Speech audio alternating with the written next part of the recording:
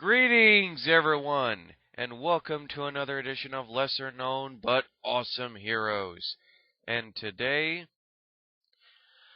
is going to be the kickoff of my Black History Month mini marathon. So I will be introducing the first two characters today, and here is the one that I kick it off with today. That's right, a character from the Milestone universe, and one that was created by the late great Dwayne McDuffie. Of course, I am talking about the armor-clad superhero Curtis Metcalf, or Metcalf, however you want to pronounce it. I think it's pronounced Metcalf, also known as Hardware. So let's get right into it.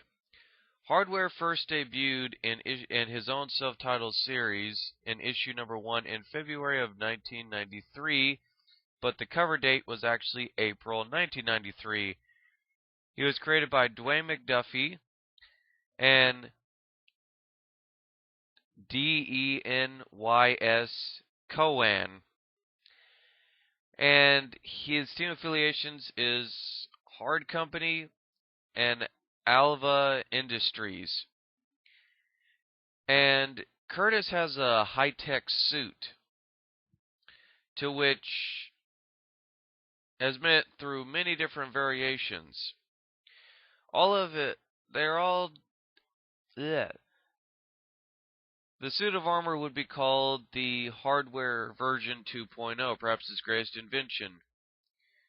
The suit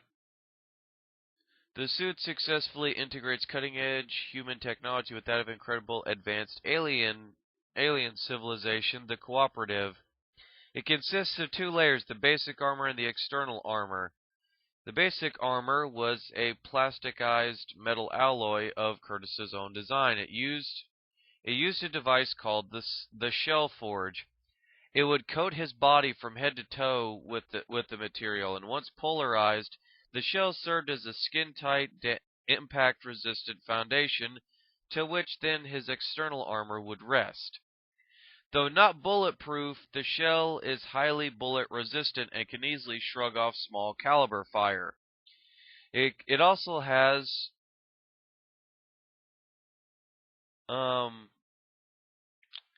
it has capabilities that can offer protection against low-level energy attacks like electricity or laser blasts.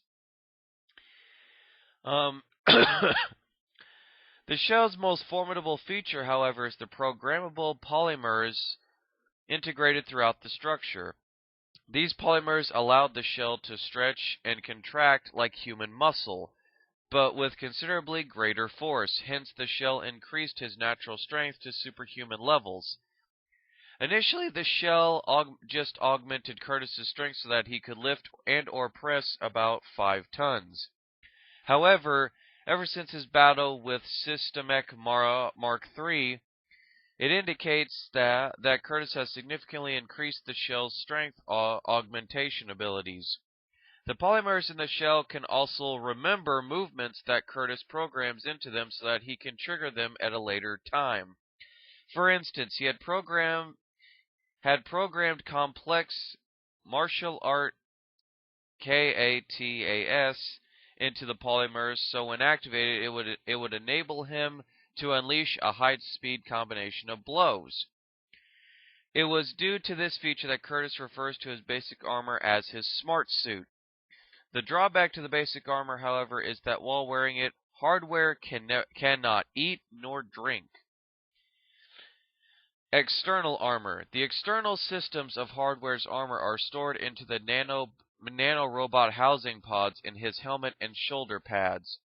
These systems are constructed by nanorobots and micro machines that are released via the main control systems into the helmet. It is powered by highly efficient batteries called power packs that are installed in the shoulder pads. In addition, the helmet uses a multi-optics display unit with a wide range of spectral scanning capabilities. This unit also enables Hardware to see into the wavelengths beyond the visual spectrum, including infrared, ultraviolet, and the magnetic spectrum, or magnetic resonance, whichever you want to use. Also, This multi-optic display is fully integrated into the tracking and targeting subsystems that beam a sighting crosshairs into hardware's right eye.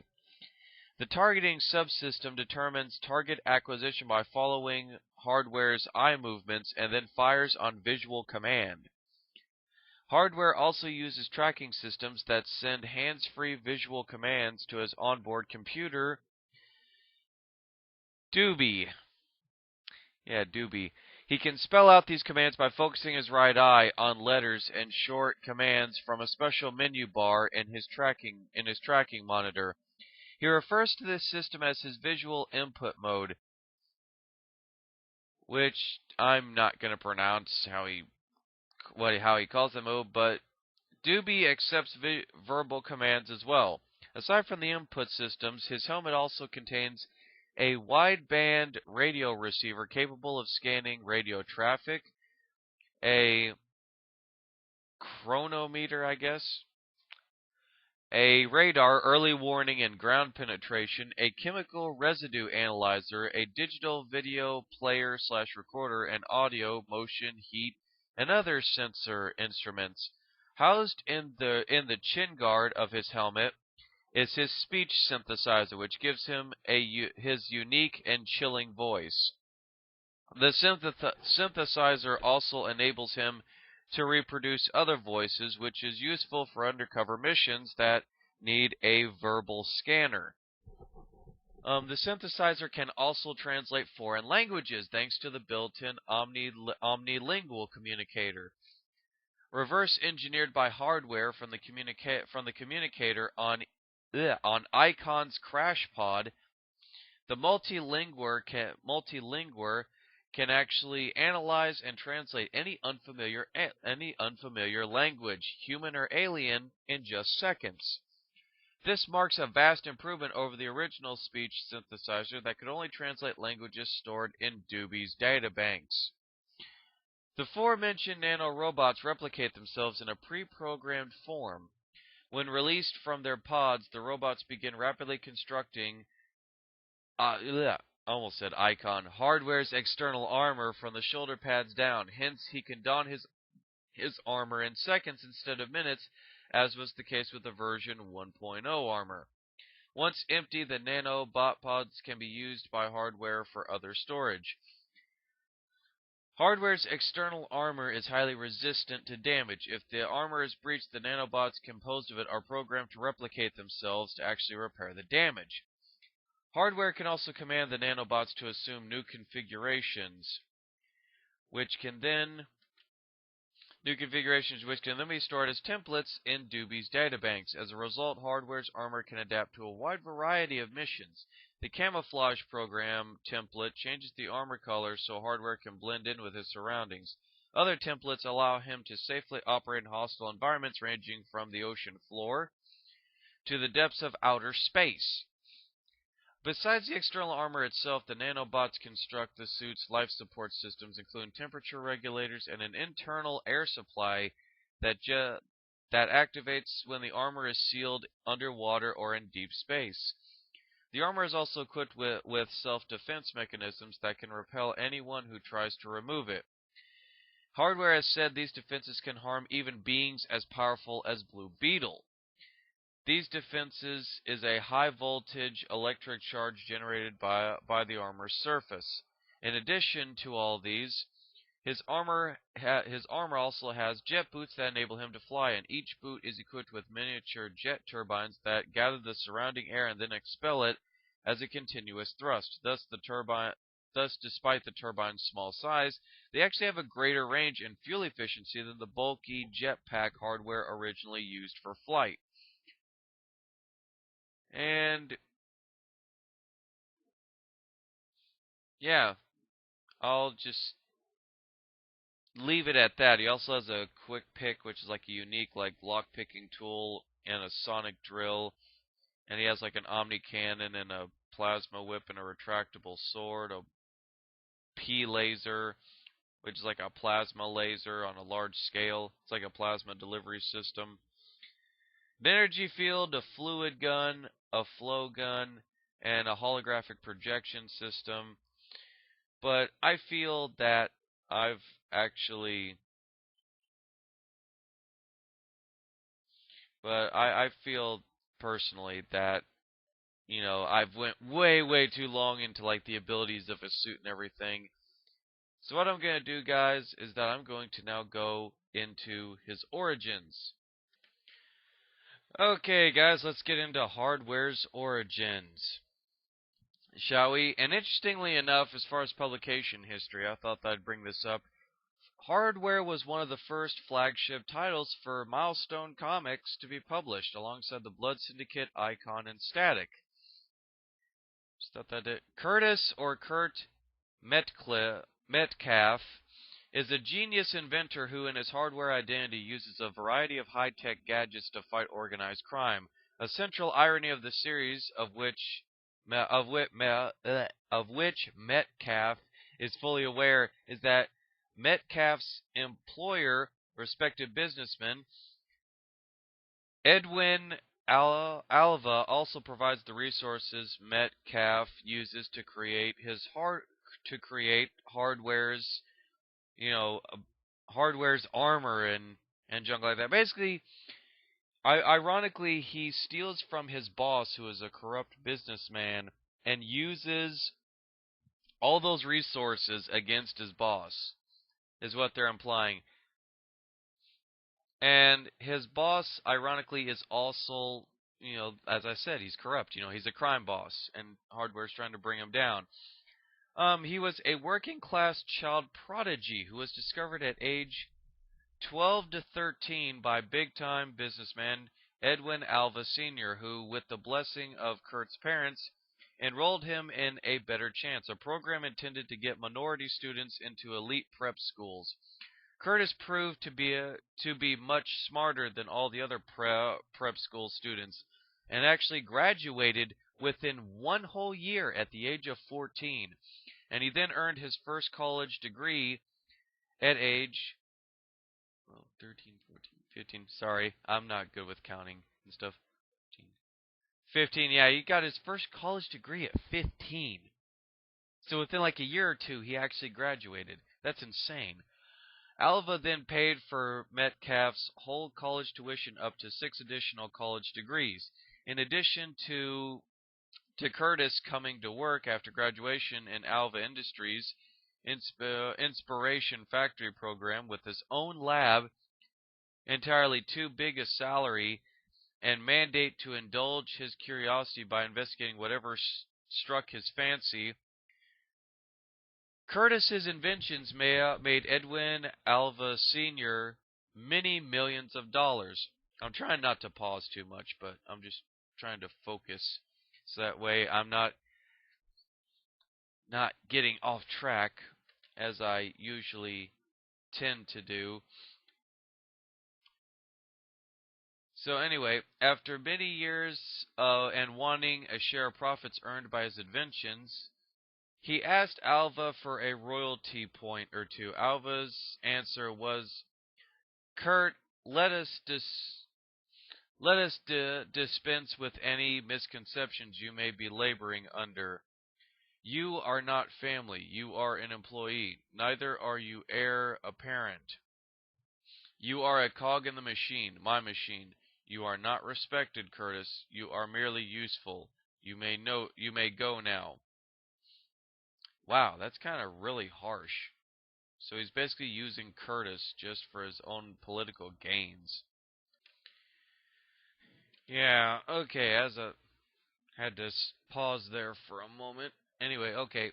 Yeah, Metcalf thought at first to quit, but keep wanting to call him Medcliff. Basically, Curtis thought about quitting at first, but his contract actually forbid him from working for any competitors. If he wanted to work in his own field of expertise, he had to do it for Alva. And so Kurt thought, hey, I'm going to try to do some hacking and see if I can find anything on, Alva. Come to find out that he was stone cold crooked, in Kurt's own words. But he apparently has connections to organized crime, and he has laundered tens to millions of dollars in drug money. He has most of the city and state government in his pocket and is illegally manufacturing weapons and selling them to foreign governments. Kurt decided to stop Alva by anonymously sending out copies of evidence to the FBI, the U.S. Securities and Exchange Commission, the state and local police, several newspapers, and just for fun, hard copy into Current Affair tabloid magazines. And then he waited a while for the fireworks, but learned that Alva was too big, beyond the reach of the law. But Kurt decided that maybe Alva wasn't beyond his own reach. So with his own equipment and resources, he created Hardware, the high-tech creature of the night who's been checkmating Alva's illegal operations for the last 10 months in the way of Alva's own creation. But just about every night, Kurt dons a selection of his many high-tech gadgets, which he hides away in an abandoned basement/bomb shelter connected to his private lab, to track down and destroy all of Alva's illegal business operations and his factories where his weapons of war are being manufactured. This used to be a bomb shelter, and now it's where I keep all the stuff I've crammed from Alva. He's turned the city upside down looking for Hardware. I live in his basement. That's actually a quote that Kurt made in one of the Hardware comics. Now, he has worked with many other superheroes over his career, such as the Blood Syndicate and Icon, and he's even teamed with a few that he considers fictional, such as Steel and Superman, and in one instance, he assisted the evacuation of Utopia Park, a newly built theme park, which was being destroyed by riots.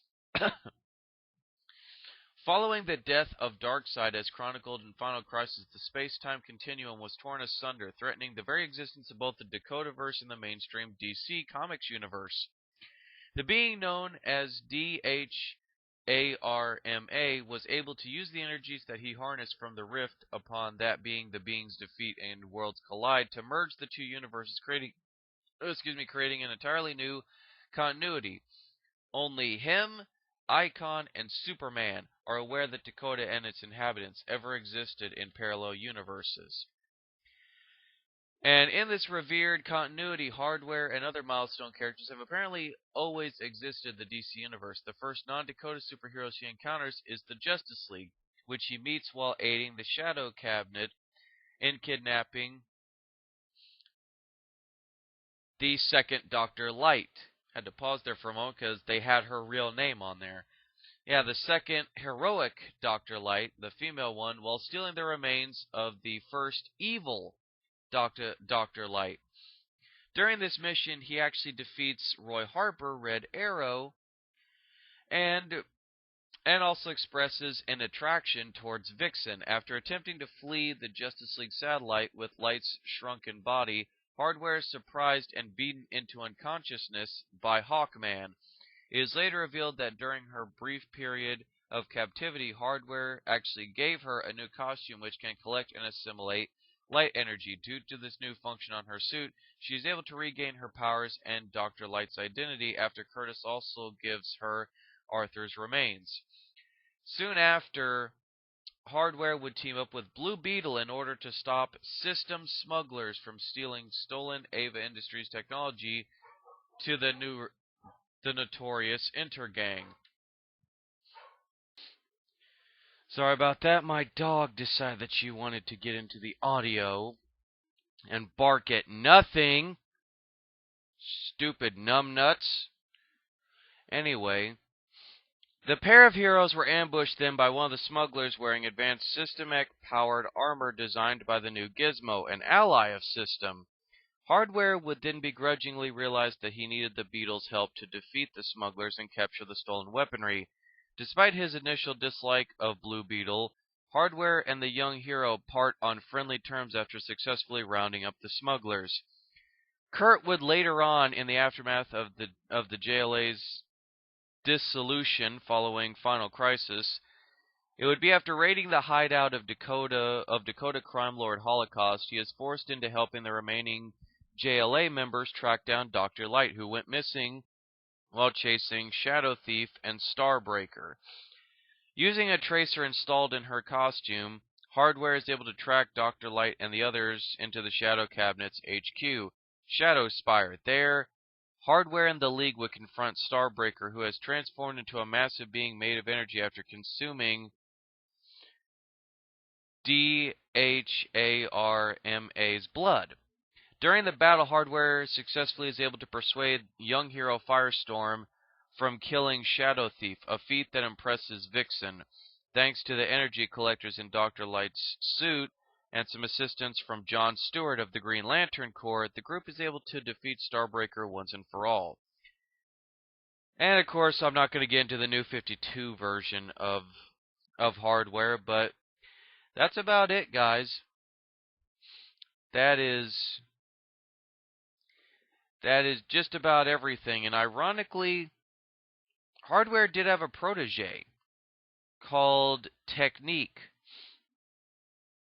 Although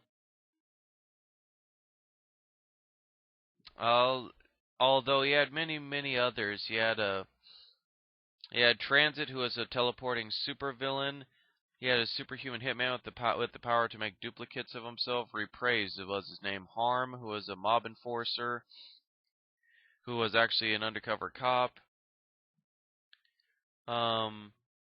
There was Deathwish, who was a psychotic vigilante obsessed with sex-related crimes. He was the victim of a brutal family raping to which only he survived. Let's see. And yeah. And apparently Kurt also had a girlfriend and stuff like that. So yeah, Hardware is a very interesting character. And I thought, I started with Static, and I've talked about Icon, so I thought, why not do another Dwayne McDuffie character and make that the start of this like lesser known Black History mini marathon. So with that, guys, I hope you actually enjoyed, this little biography, if you will, on Hardware. Stay tuned for the second character. Hopefully you guys will like that. And I probably messed the character's name up, so go easy on me, because the name itself was very hard to pronounce, so I just go with what the pronunciation possibly sounds like to me. But anyway, guys, as always, on to the next one.